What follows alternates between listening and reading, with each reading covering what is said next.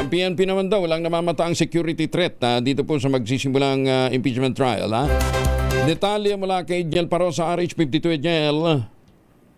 Kuya Angel, naka-alerto pa rin ang Campo Crame at buong pambansang pulisya kahit wala itong nakikitang seryosong banta, hindi lang sa paligid ng Senado, kundi sa iba pang lugar, kasabay ng pagsisimula ng impeachment trial laban kay Vice President Sara Duterte.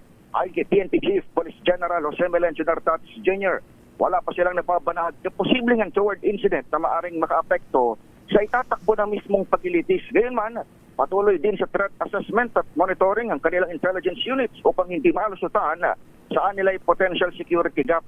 Sakali mang magkaroon ng mga pagkilos, ay inatasan ni Nartates ang kanyang mga tauhan na magpatupad pa rin ng maximum tolerance. Ura ng inanunsyo ng PNP headquarters na nasa 6,000 tauhan ito ay kakalat sa paligid ng mataas na kapulungan ng Kongreso.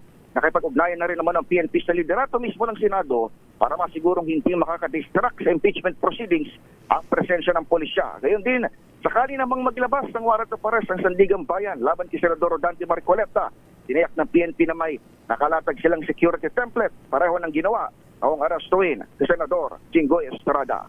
Ako si Edniel Parrosa ng DZRH, una sa Pilipinas, una sa Pilipinas. Maraming salamat, Jel.